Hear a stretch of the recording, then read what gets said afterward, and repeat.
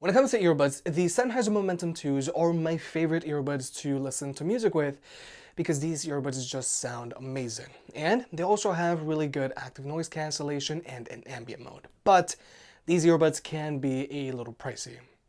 But now we have the new Sennheiser CX 400BTs, which aren't as pricey and they sound just as good as the Momentum 2s. But they do have some trade-offs. So if you're thinking about either getting the Momentum 2s or the CX400BTs, here are the main differences between these two earbuds, and let's see which one's right for you. Now, first off, there's price. The Momentum 2s have a retail price of $300, which is a little steep for wireless earbuds. Whereas the CX400BTs have a retail price of $200, which is what a lot of other mainstream wireless earbuds go for. Nonetheless, if you want to pick either of these earbuds up, they'll be linked down below. Now, let's talk about the carrying cases here because these cases are very different from one another. Now, both of these cases are noticeably thicker than the AirPods Pro, Galaxy Buds Plus, Jabra Elite 75Ts, or Galaxy Buds Live case.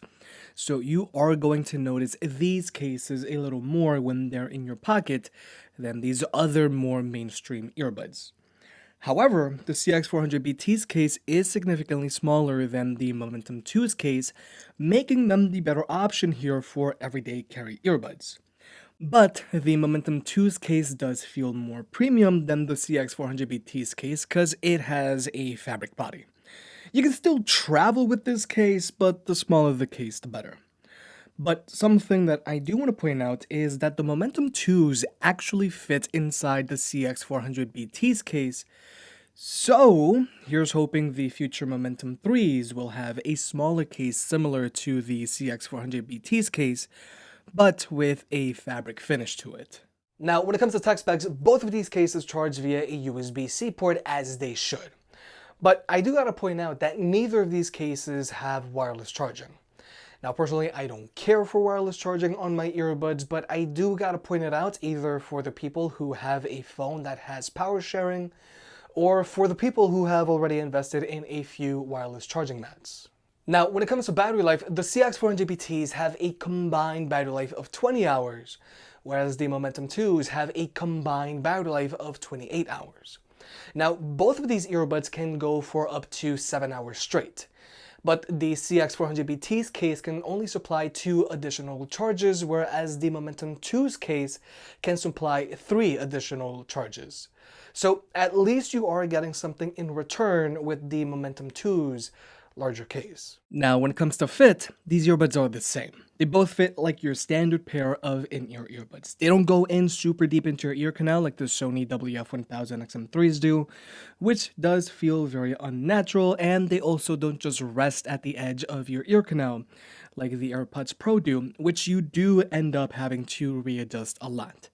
These earbuds fit like your Galaxy Buds Plus or Jabra Elite 75Ts. Now, even though, yes, these earbuds do look huge, they don't have a falling out issue. Once they're in, they're in. Now, when it comes to Bluetooth connectivity, both of these earbuds are using a Hero and Sidekick setup, meaning that one earbud, the Hero earbud, in this case the right earbud, actually establishes a connection with your phone and then relays that connection over to the other earbud. So if you just want to use one earbud at a time, you gotta use the correct earbud, in this case, the right earbud. But more importantly, when it comes to watching movies or videos on your phone, both of these earbuds have zero latency across the board, whether you're using an iPhone or an Android device. And when it comes to audio codecs, both of these earbuds have support for SBC, AAC, and aptX. But now let's talk about listening to music with these earbuds, because this is where both of these earbuds excel. Now, like I mentioned at the top of this video, the CX400BTs sound identical to the Momentum 2s. Now, both of these earbuds have far better instrument separation and a wider soundstage than what you would find on other earbuds like the AirPods Pro, Galaxy Buds Plus, or Jabra Elite 75Ts.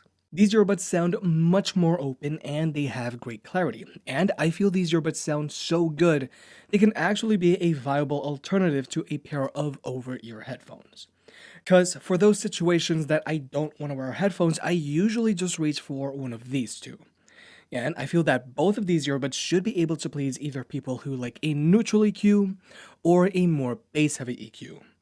Now, these earbuds sound very balanced when they're using their stock EQ. The vocals are front and center, you can hear the finer details in the mids and highs, and then when the bass comes in, it comes in hard and it resonates very deep. But if you want to, you can always adjust your EQ. Now, thankfully, a few weeks ago, Sennheiser updated the EQ in their app. You've still got your classic single knob adjuster, but you can now independently adjust the bass, mids, and treble on these earbuds, giving you more control. So if you want a bass heavy EQ, you can raise the bass on these earbuds, but you can also up the mids and treble on these earbuds so that you can actually hear the vocals. Because before, if you wanted a bass heavy EQ on Sennheiser's earbuds or headphones, then they would sound shallow because the mids would just get pushed down. Or if you want a more vocals focused EQ but still want a little bass, you can also do that. But in general, both of these earbuds sound great and they should be able to please either people who like a neutral or vocals focused EQ because of their clarity, soundstage, and instrument separation. Or if you like a bass heavy EQ, then these earbuds also have you covered because they can put out a lot of crisp, deep, resonating bass if you want it. Now, when it comes to media controls, both of these earbuds have touchpads. Now, these touchpads are strictly tap-based, meaning that they don't actually have any swiping gestures. You can tap to play or pause, you can double tap to skip a track, triple tap to go back a track, and you can press and hold to adjust your volume. And overall, these touchpads are very accurate. Very rarely do they actually miss any inputs for me. But if you want to, you can always customize these touchpads to your liking. So up until now, if you're trying to decide between getting the CX400BTs or the Momentum 2s, really the main differences here have really just been the size of their case and their overall combined battery lives. Because when it comes to sound, these earbuds sound identical. But the Momentum 2s do have some crucial features that are missing on the CX400BTs, and they also have active noise cancellation. Now, first off, I do want to taper expectations here. The ANC on these earbuds is not going to block out nearly as much noise as a proper pair of over-ear ANC headphones. And personally, I only use the ANC on any of my earbuds when I have to. But with that being said, I do feel that the ANC on these earbuds block out a little bit more noise than the AirPods Pro do. Now, that could be because these earbuds do create a better seal in your ear canal than the AirPods Pro. But like I said, I have noticed that these earbuds do block out a little bit more noise with a little less cabin pressure.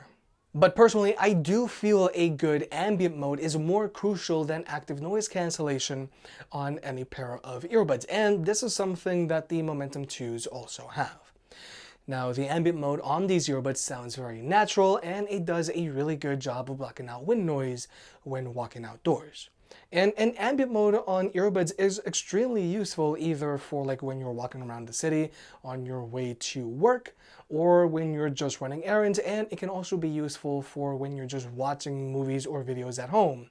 If someone calls your name, you're still going to be able to hear them through whatever is playing through the earbuds themselves. And unfortunately, the CX400BTs just don't have an ambient mode, which is actually a very standard feature on most mainstream wireless earbuds like the Galaxy Buds Plus or Jabra Elite 75Ts.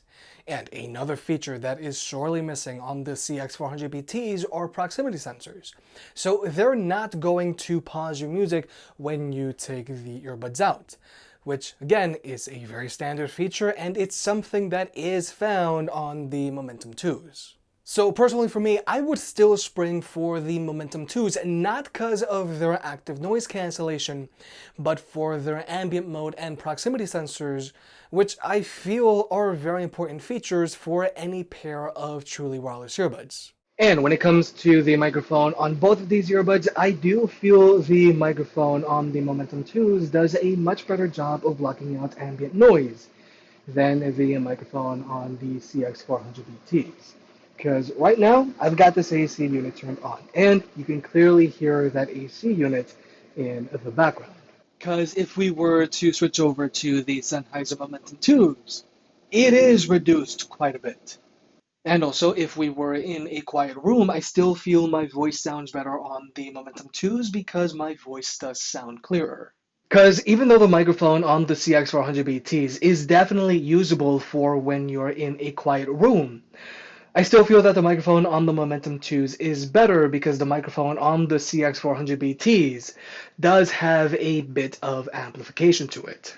But with all that being said, if you're trying to decide between getting either of these two earbuds and sound is your main priority, then you can't go wrong with either one. And in general, these are my favorite and most recommended pair of wireless earbuds when it comes to sound quality because of their great instrument separation and a wide soundstage. And whether you like a neutral or bass-heavy EQ, then neither of these earbuds will disappoint. But in general, with the Momentum 2s, you get the complete package. You have active noise cancellation, but more importantly, you also have an ambient mode and proximity sensors, which I feel are crucial features for commuters. Whereas the CX400BTs just don't have an ambient mode or proximity sensors, which are just sorely lacking. But the CX400BTs are a little more affordable, and they also have the smaller case here, which is a plus. If you made it this far, I guess you enjoyed the video, so hit that like button and get subscribed. It helps out more than you realize. If you want to pick any of the products up mentioned in this video, those will be linked in the description down below, and you can also support the channel by checking out the merch store. But other than that, I'll catch you next time.